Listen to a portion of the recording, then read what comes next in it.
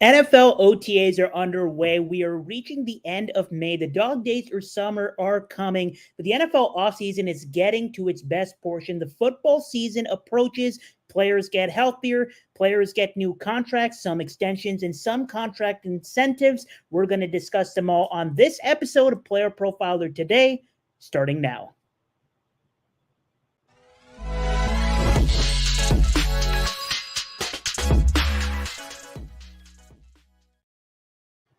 Welcome back to Player Profiler Today, your favorite NFL offseason show on the Player Profiler News channel. We are live every day of the offseason at 7 p.m. Eastern Time, where you can join Player Profiler hosts live on the news channel to talk about the NFL offseason, to talk about any NFL questions you may have, any fantasy-centric questions you may have live in chat.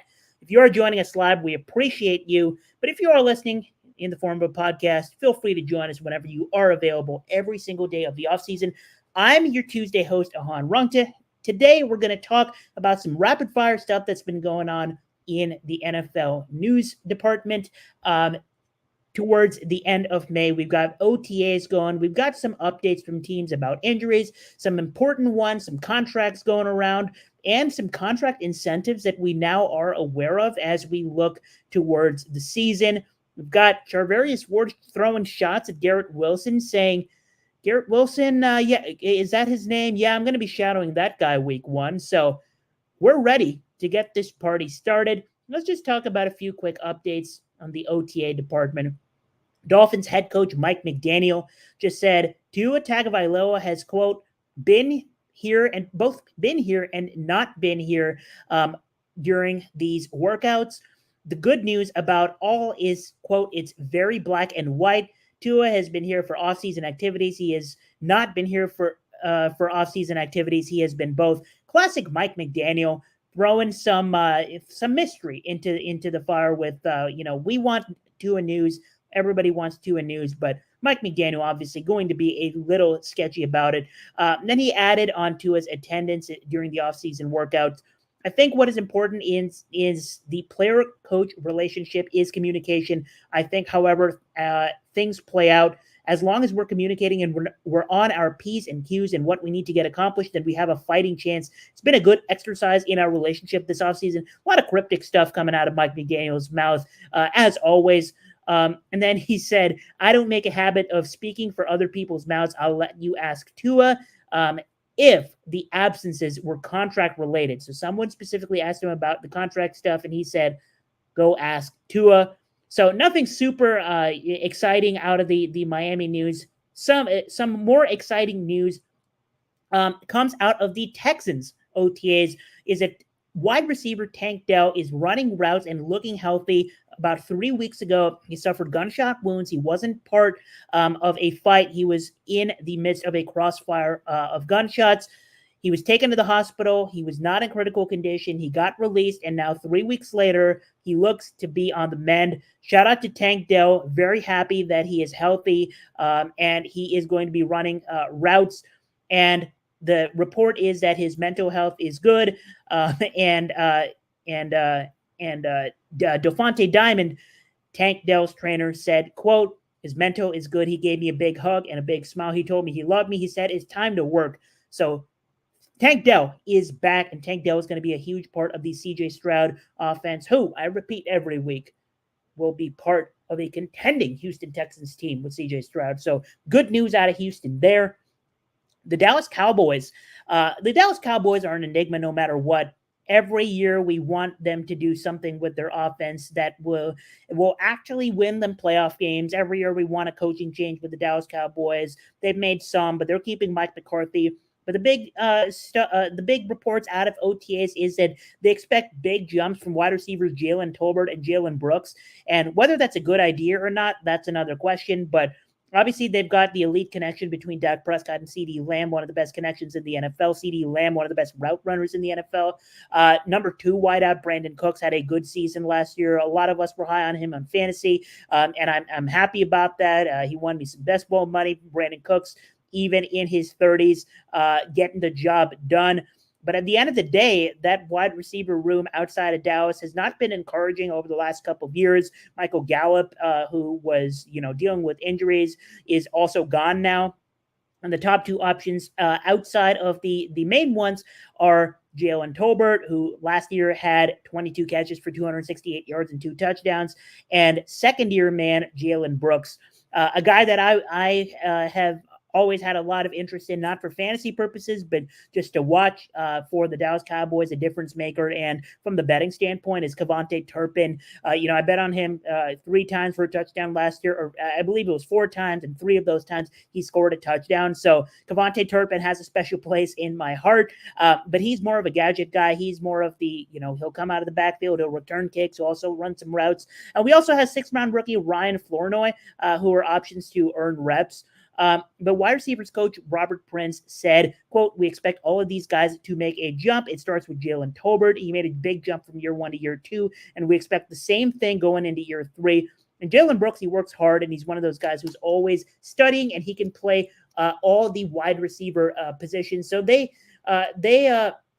expect that Jalen Brooks is going to be a big part of this offense. I'm just going to go ahead and say it. Jalen Tolbert, we kind of know who he is at this point. It's been a couple of years he's been in the NFL. He hasn't really shown that ceiling. He hasn't shown that he's a great route runner. He doesn't have the athletic frame to be a red zone monster.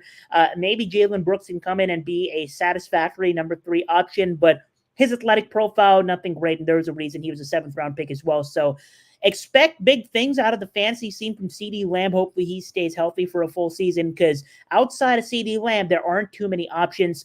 Where it really gets interesting for Dallas is in the tight end department.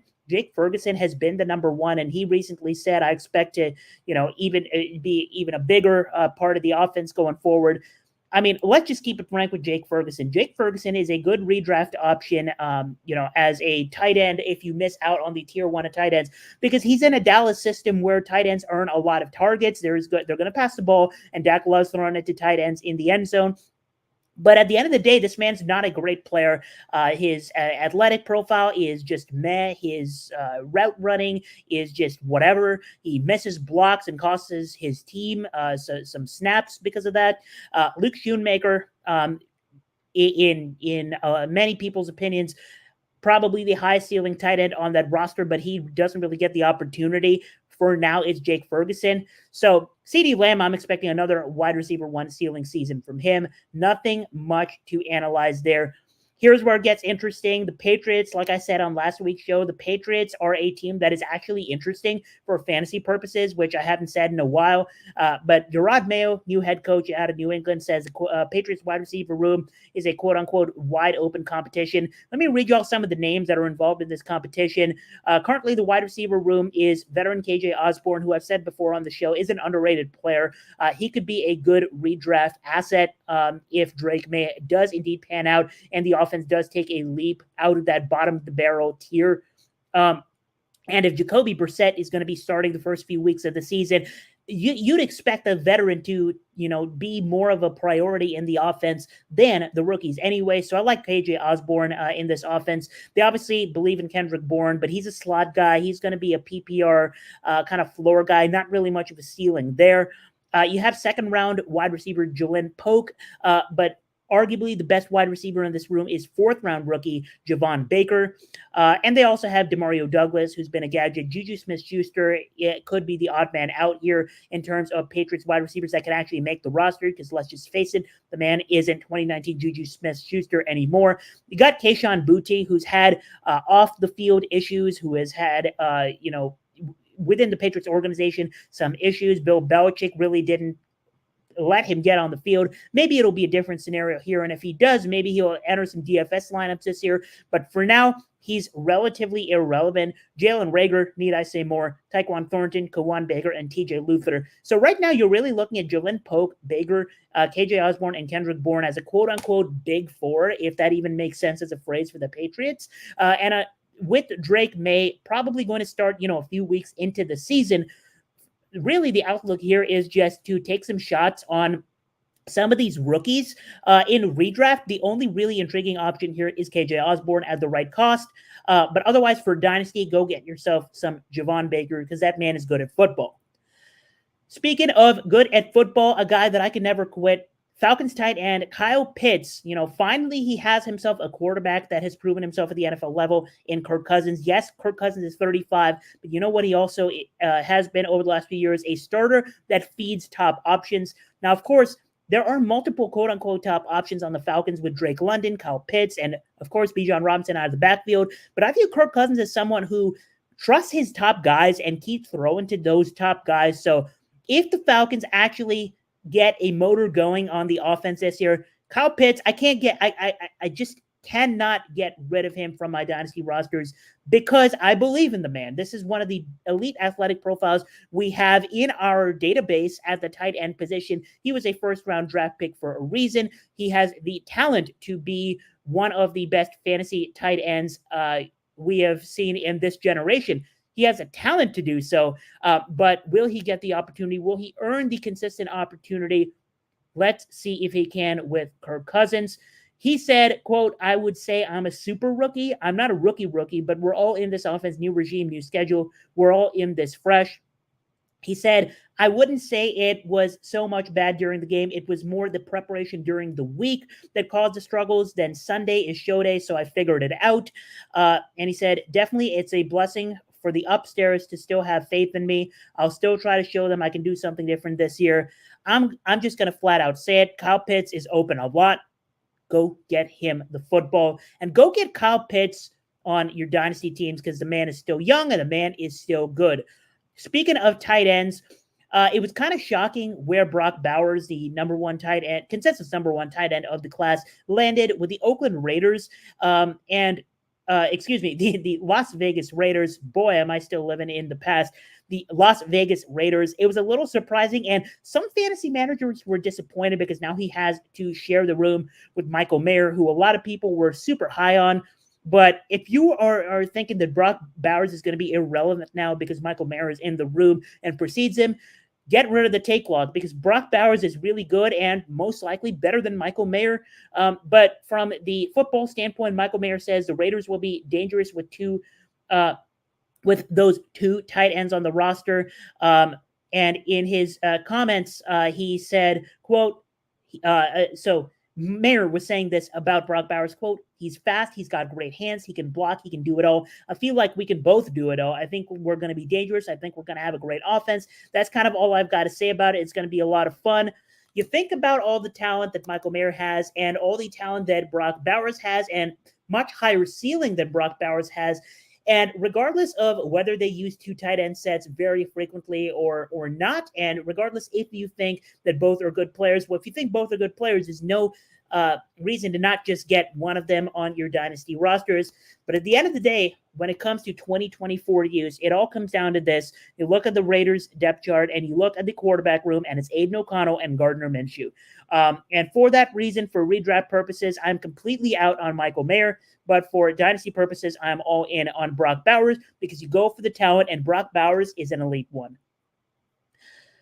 We wrapped up most of the big-time OTA news, so I want to close the show, this very blitz fashion, this very rapid-fire show with a couple of news about contracts.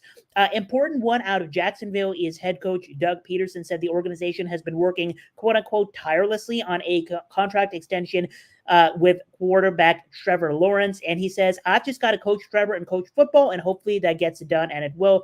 Let's not forget that Trevor Lawrence, when he was healthy, even as recently as last season, the man was playing great football, and I think people forget about that.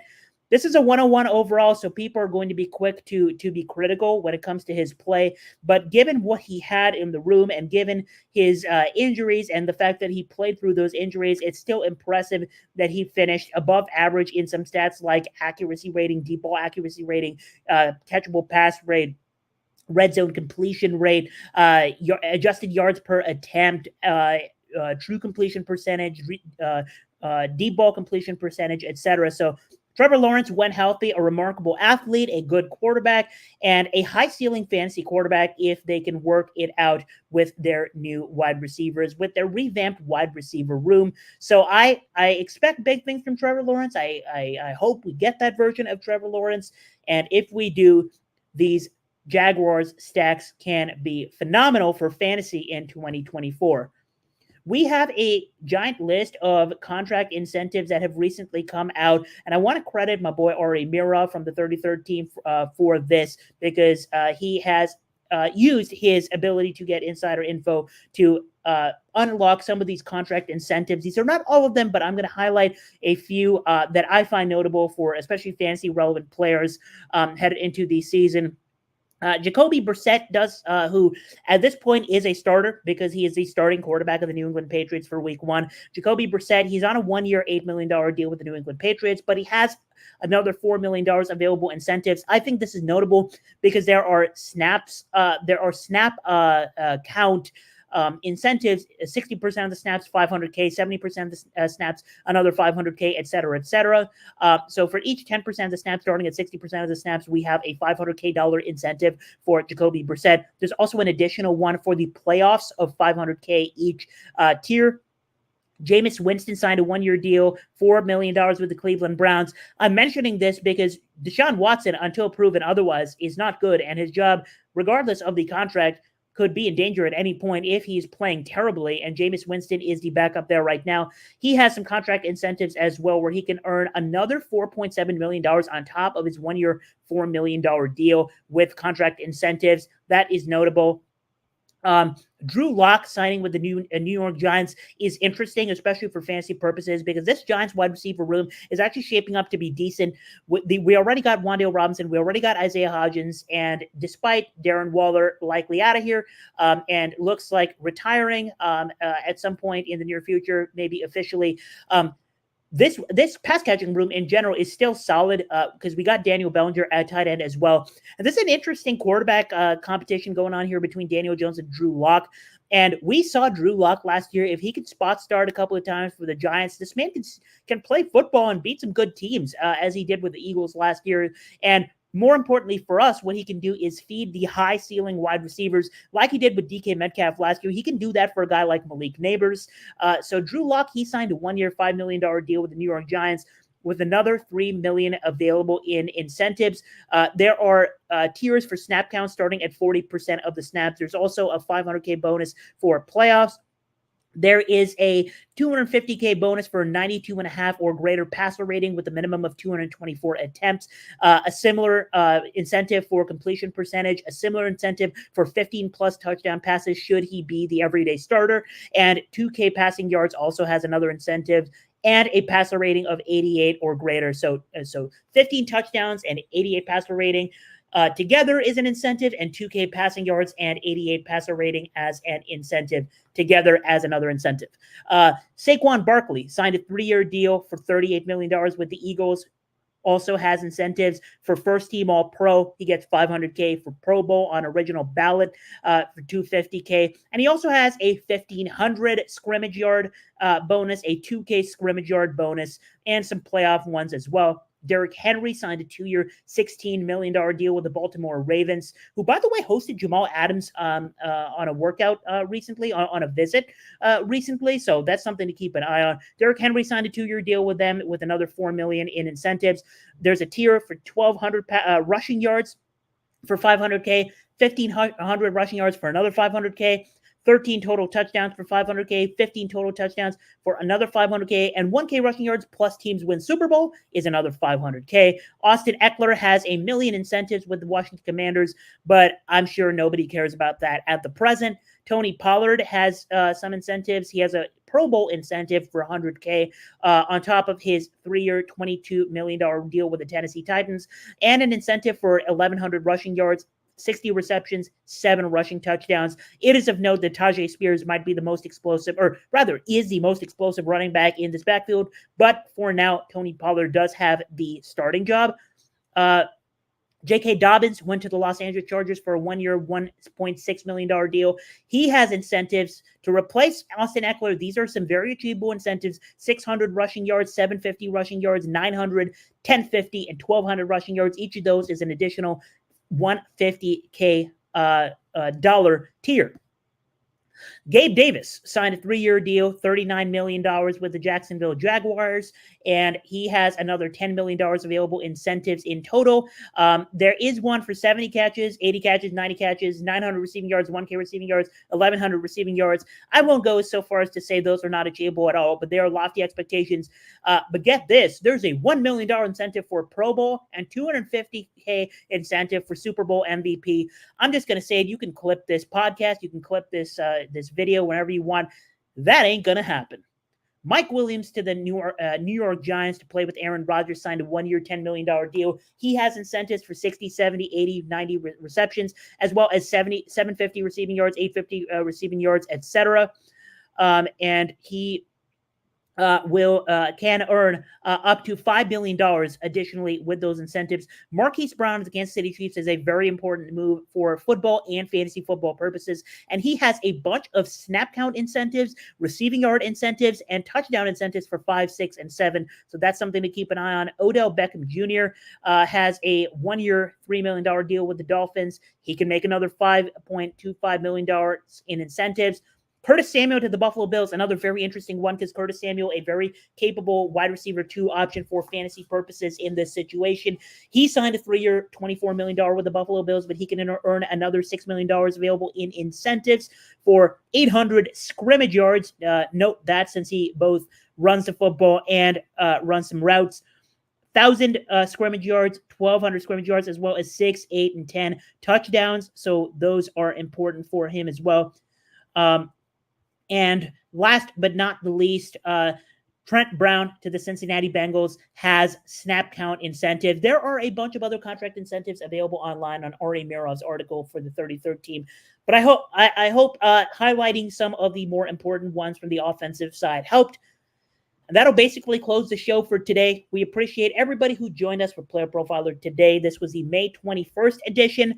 Come back every single day of the offseason. Boys and girls, ladies and gentlemen, and my non-binary pals, appreciate you for joining us. We'll see you in the next episode, and I personally will see you next Tuesday for Player Profiler today as we approach June.